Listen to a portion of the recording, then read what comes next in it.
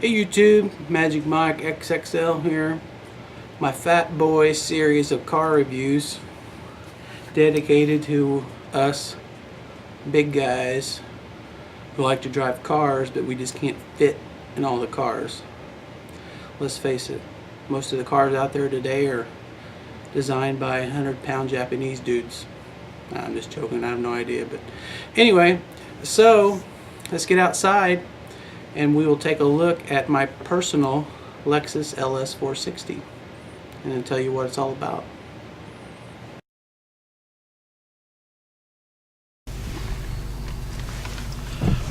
Hello YouTube.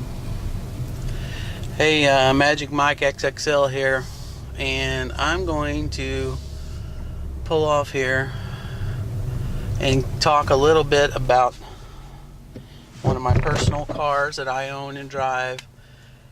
It's a 2011 Lexus LS460, and this car new cost, I believe it was $72,000, and one of the reasons I bought it, and through my entire life, one of the primary reasons I buy any vehicle is its comfort. I'm 6'1", and I'm around 300 pounds, 6'2", depending on the height scale, 300, 280, 320, whatever. I'm in that area all the time. And to me, having headroom and spread, which is how far you can spread your legs apart, and the position of the foot pedal in relation to your spread, and having good places for your arms are the most important things in any car. And the second thing is like the name brand and the reliability areas of it. So some cars I won't even consider buying. I'm sort of a Ford, Toyota person. I've had some Dodge cars in the past. I've had a Volkswagen Bug, which I loved, and we'll talk about that in another video. But anyway, that's one of the reasons I buy these certain cars, and that's the reason I bought this particular car. This is the standard LS460. You know, it didn't come with all the bells and whistles. You know, it is also, you could buy this car with an optional stereo system. Mark Levinson or some sound engineer, that's the name of it, and that's the upgraded sound system. It has more speakers, has another amplifier and things like that. This car comes with the standard stereo because I like to do my own stereo stuff, which I did in this. I have a JL12 in the trunk and some more high-end speakers and amplifiers and things like that, but I do use the basic Lexus stereo to tap in. I tap into that. But anyway, let's get back to the car. It's the standard LS460. It's not the L version. The L version has more space behind the back seat. They just basically extend the floor pan between the passenger seat and the rear seat to give a little more leg room. Kind of makes it more of a limo-ish deal. So, but this car doesn't have that. But trust me, there's plenty of leg room in this car for the passengers. And even with my seat all the way back, because I drive with a ghetto lean, right? Or whatever you call that, the gangster lean. You know, what's politically correct, I have no freaking clue, but I like to lay back, right?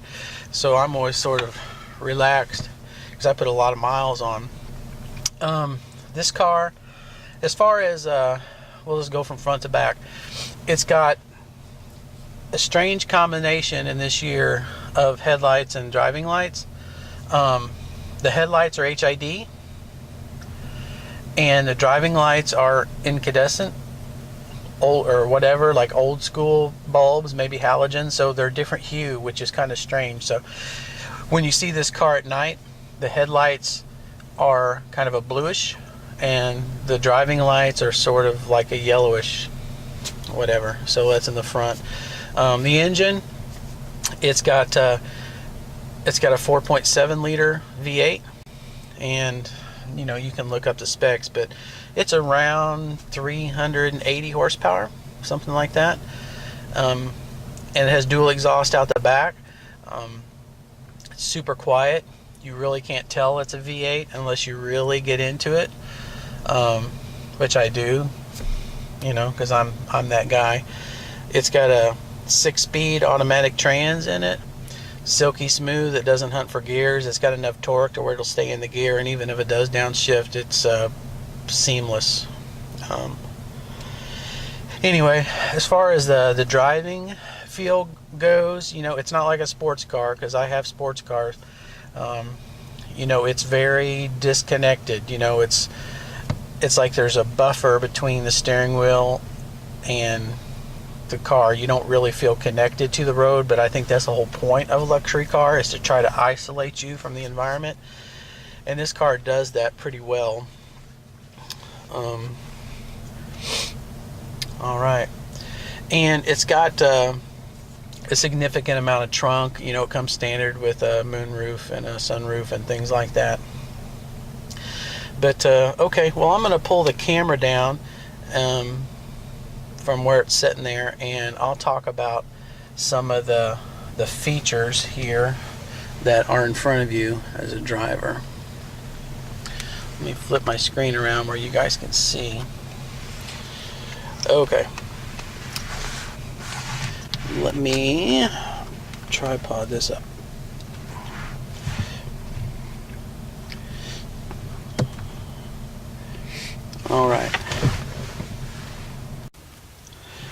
All right, so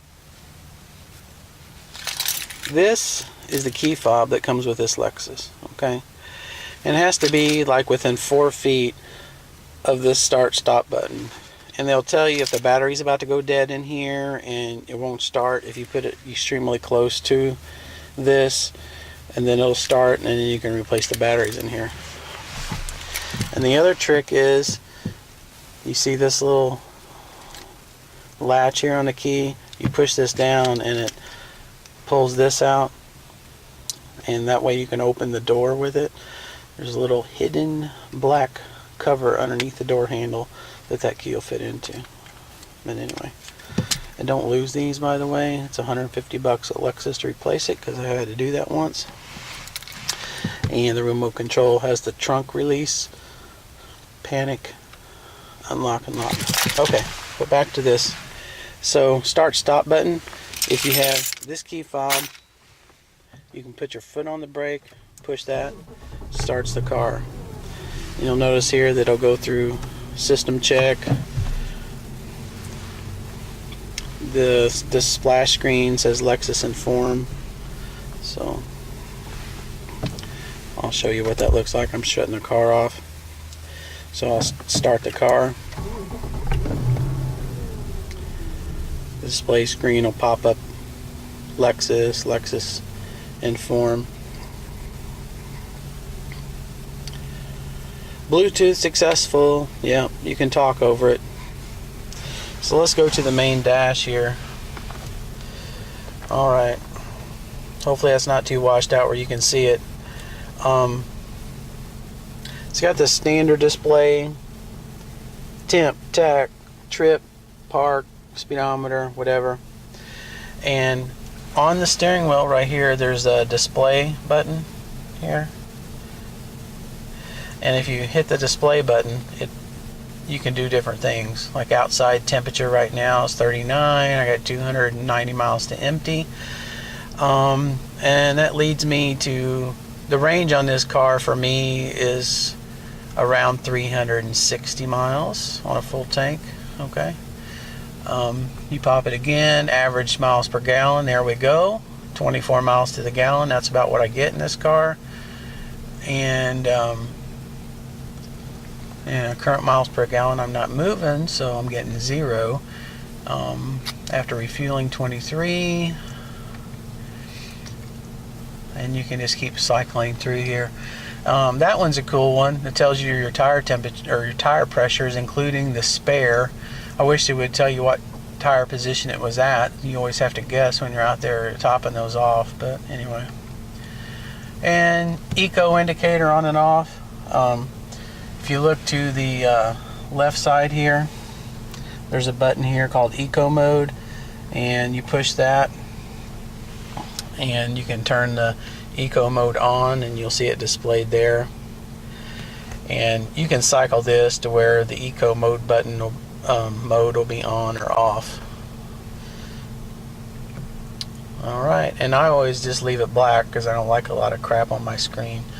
And I'm going to turn eco mode off because I like having all my power all the time, baby. That's just the way I roll. But anyway, so here's the passenger or the driver door.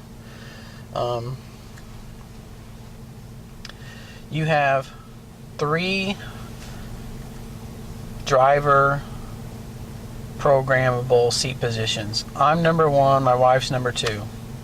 Number 3 has been blank for me my whole entire time. Anyway,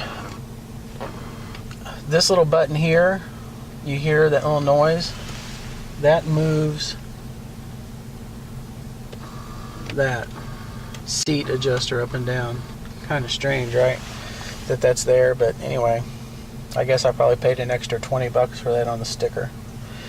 Okay, the typical things, you lock that to where other people can't roll down the windows. I guess if you have kids, lock, unlock, all 4 windows, as you can imagine.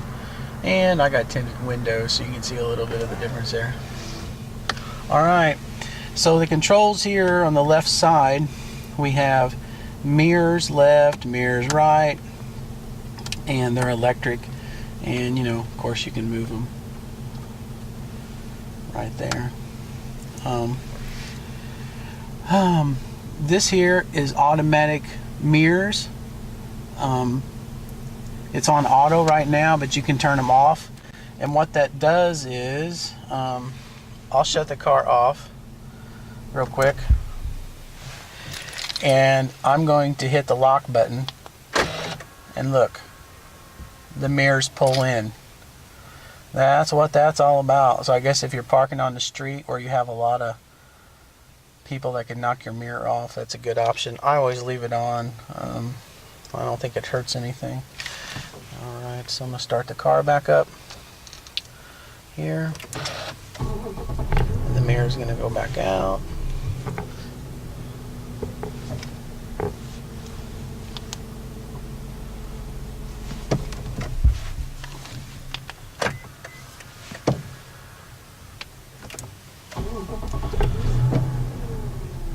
Lights up like a Christmas tree when you first start it, doesn't it?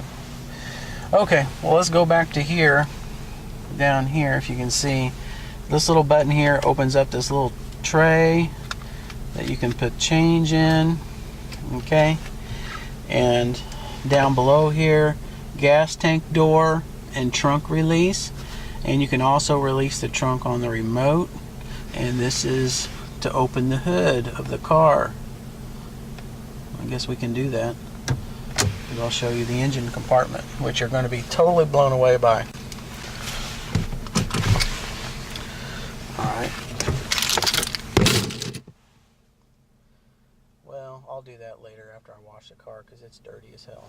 Okay, so we'll open the door here, and you can see the side of the door. There's this little side thing here, and it swings out just a little. I have gloves in there.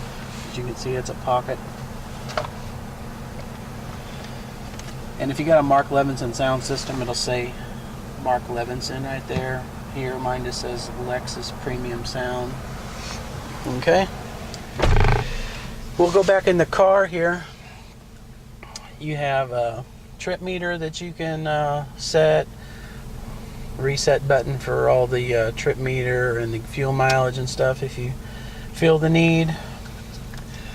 You have brightness of your controls here. And this little thing here washes your headlights bulb, or your headlight lenses. I know, I could have done without 2 and saved another $200 on the price, but there you go. You have your standard controls. Sorry about the video. Standard controls here for volume up and down on the radio. You have a push to talk here for the phone. The mode button here changes from AM, FM to CD to auxiliary to Bluetooth on your factory stereo radio. Okay, and this here button is one of the coolest features that I like about this car. Okay, when you push that, so here on the side of the steering wheel is the telescopic and then up and down of the steering wheel. And what I was getting to is this button right here on the steering wheel is the coolest thing. Okay, in here, and you'll see a little light come on the dash. It's a green light. See it pop in there? It says hold right here. I'll push it on and off so you can see it. Okay, so let me shift this thing into drive. Okay, I'm going, and then I'm going down a little hill here, and traffic is slowing down and traffic's coming to a stop. Okay, I'm still in drive, and then a little yellow light pops on to the side of it called hold, and I can let go of my brake. Still in drive, brake is on by itself, and it stays on until you push the gas pedal. And I'm going downhill slightly, and if that hold wasn't on, I'd be driving off the edge of that cliff right there. Pretty cool, right? Okay, I'm going to put it in park. Go through some more of these features. Okay, we have eco mode, which I don't know exactly how it works. You get about a half mile to the gallon better mileage out of it, but it takes away some of the power, and I notice it, so I just leave it off. This is also a cool feature, which is the heated steering wheel, right? That rocks. This is the parking assist, and I never use it.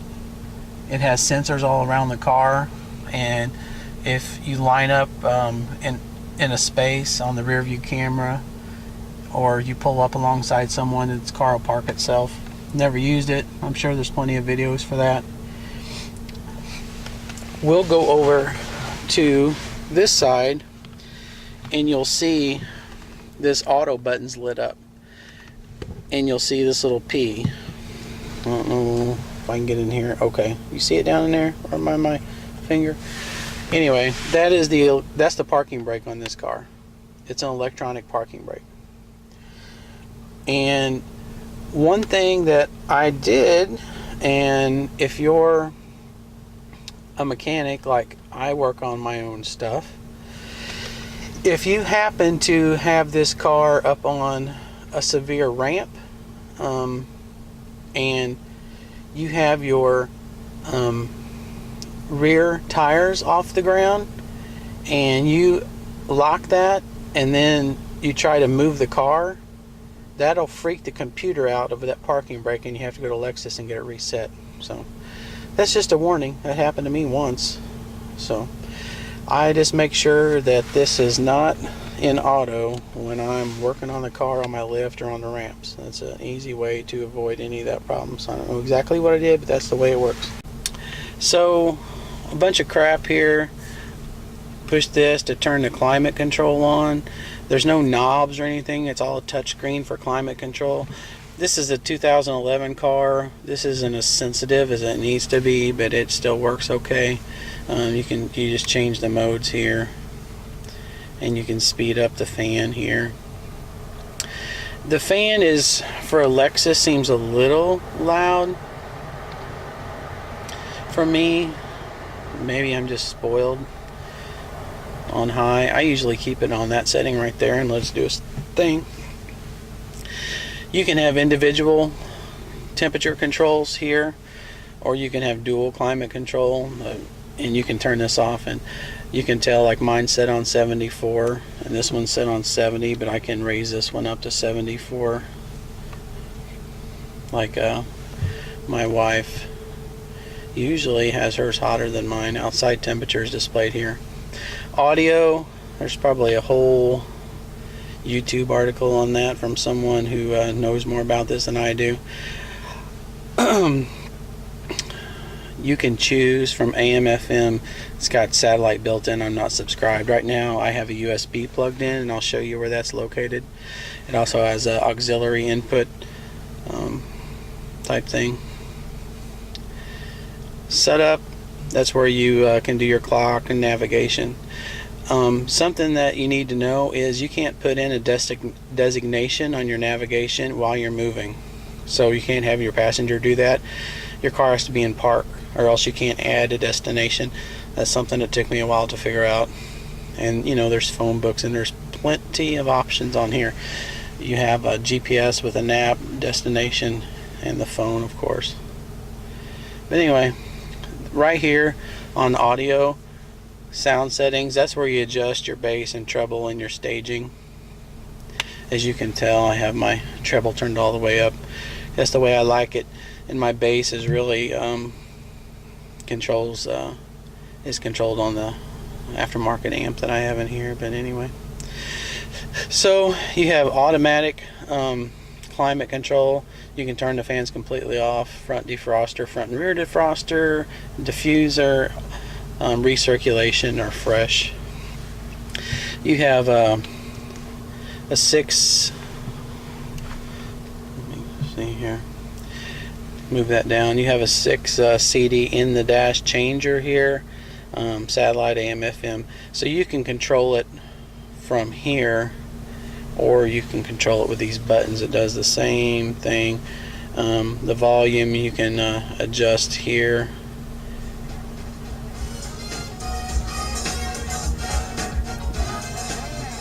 Stevie Wonder.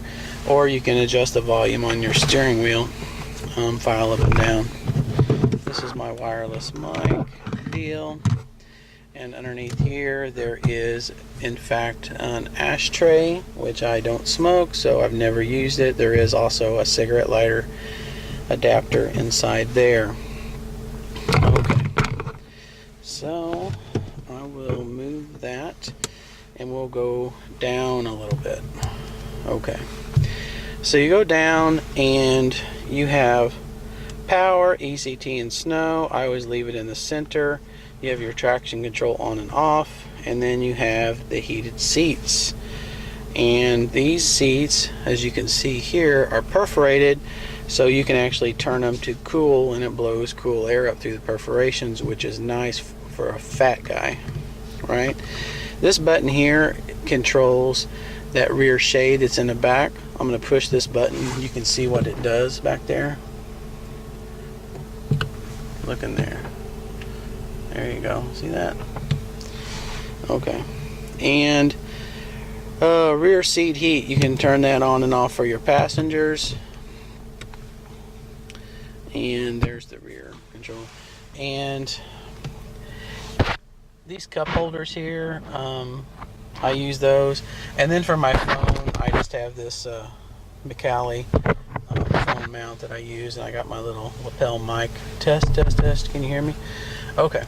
So there's a center console here. There's a little button that you push, and this slides back and then up. And inside here, I don't know if you can see it or not. Okay, auxiliary in right there, and USB. As you can see, maybe I have a little USB stick in there, a little 16 gig that I keep music on. And then there's a little tray here that you can raise up and back and just keep trash in. Well, not trash, but stuff. You know what I mean. There you go. It's my personal car, so it's not that clean because I do a lot of work out of it. And from the driver's control, you also, from the driver's seat, you also can control the passenger seat for people getting in and out, which is a feature you don't see in a lot of cars, but this one has it. You go to here, you have the typical rear view mirror where you can have the auto dimming on and off. Alright, focus here.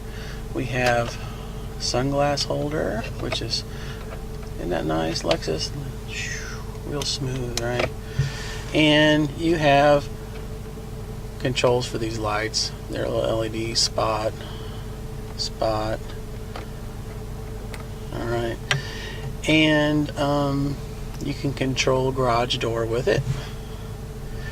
And there's the safety link home and SOS button, you know, all the features you would expect. And to get this open, you just slide this back, and then you can open just the little crack of it here if you want on the sunroof. Or if you want to use the right one, you can go all the way open and all the way closed. And I have never had a Lexus sunroof or a Toyota sunroof leak yet, and I've had a lot of them, and I've had them for a lot of years.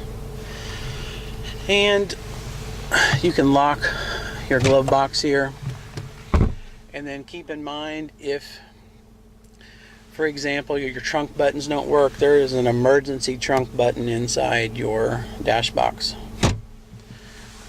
Okay, so I'm going to move to the back seat and I'll show you what the back seat looks like. Okay, so I am in the passenger rear seat, and I'm going to go over what it's like to be a passenger in the back of this LS460. Okay, and as you can tell, I have this seat. Let me just recline this back a little bit here. Okay, so now it's at a gangster lean, and I have that much foot room. And as you can see, down there by my feet is vents by my feet. You can see them down there.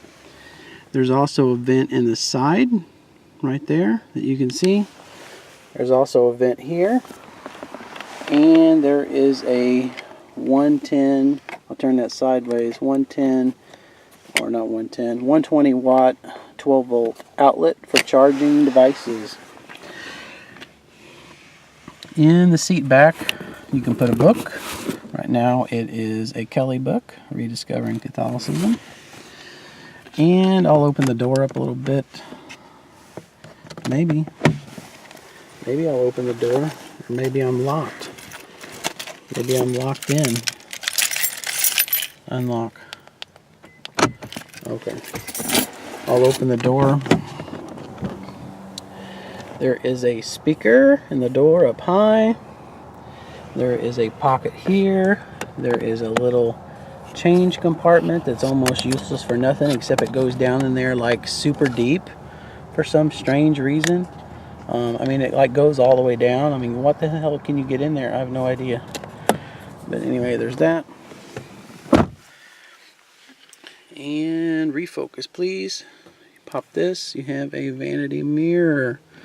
Look at that. There's my Canon Vixia H500 here.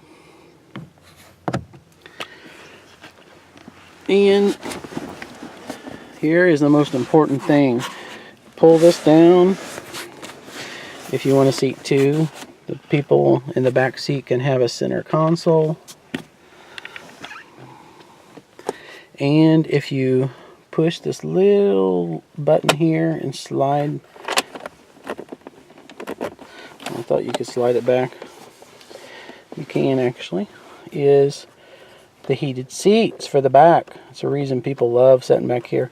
And there's also a control to raise the privacy screen up and down if the car is plugged in. And they have a storage compartment there for goodies. There we go. So there's two buttons on that. Let me open that up where you can see it. There's two buttons on here. One operates the slide, the other one the whole latch. That's how that works. What else? In the back seat, you have a hook for clothes there, side curtain airbags, headrest, and you have a pass-through to get to the trunk, but my pass-through is blocked by a JL12 subwoofer. So that's it from the passenger seat. I'm going to go to I forgot something in the back seat. Something very important. You push down on the center console and out comes a cup holder. Surprise!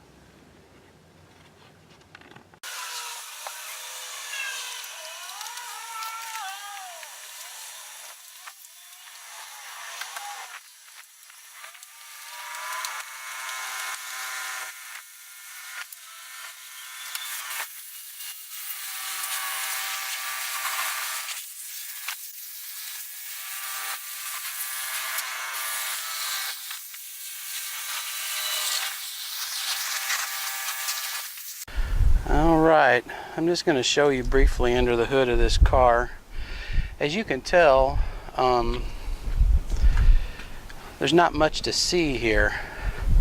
It's got pretty much plastic shrouding everywhere you can see. Okay, so if you want to check the oil here, okay, I'm back if you can hear me. Sorry about the wind, but a few little things that this car does, which is kind of strange, people, you know, Cadillacs do this too, is like if you barely shut the door, see, it pulls itself in. I don't know if you've seen that or not, but let's try that again. I'll show you. I'm going to do a close-up of it. I'm just going to let it go, and then it's going to pull itself shut. Yeah. And right underneath here is where you put that key in, this hidden key. And I'll also show you the trunk, which there's a story behind this trunk, but let's use the remote control and open the trunk up. As you can tell, it's electric. And I just left all that stuff in there on purpose because it's just to show you the size of it, kind of thing. I just went and got some groceries. Toaster oven for my mom. But anyway, to close the trunk, this button right here, okay? And if you're used to cars where you just slam these down all the time, eventually you're going to do what I did and screw this up. Inside this latch mechanism, there's a whole assembly here. So in order for these motors of these arms to pull this down, this trunk lid down on both sides, and then this mechanism to catch it and then pull it tight, there's a wheel in here that hits like relays at different times to sequence this whole trunk closure situation, let's call it.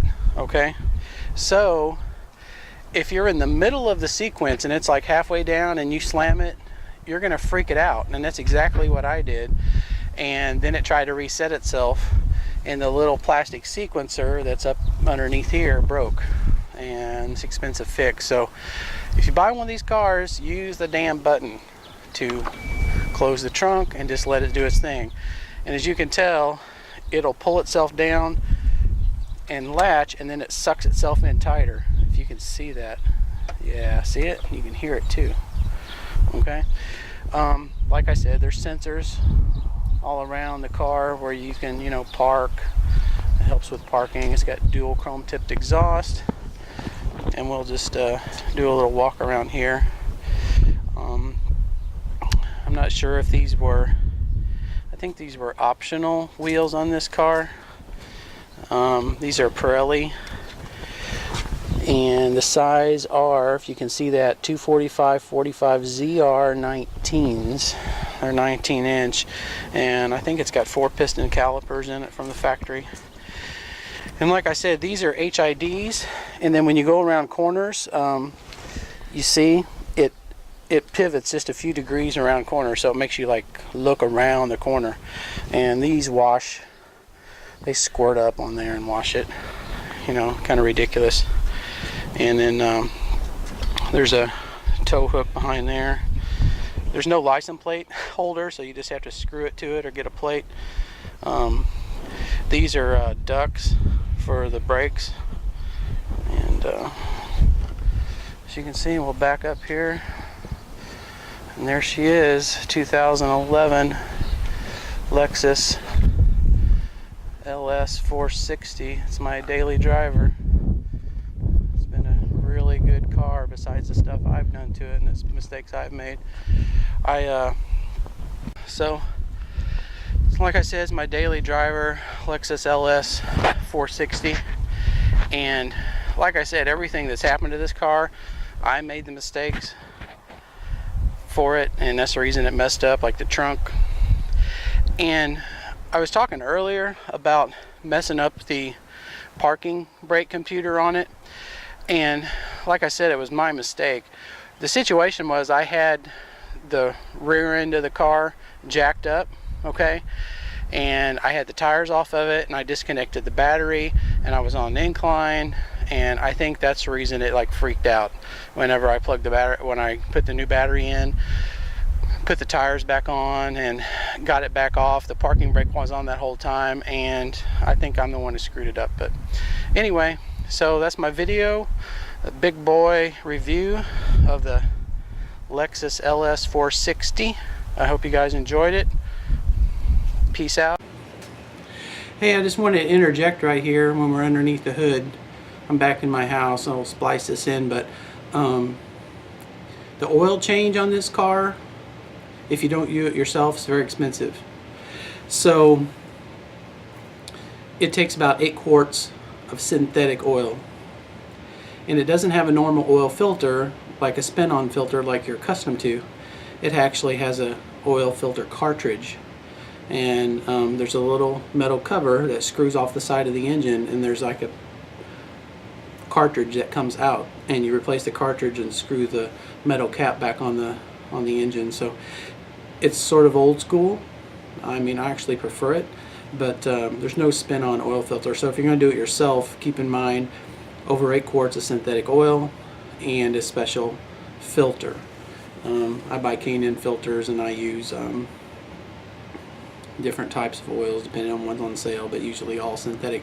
But this car requires synthetic, and another added cost of ownership that you may want to think about is it takes premium gas to run. So you gotta put in 91 or above, or it runs like crap.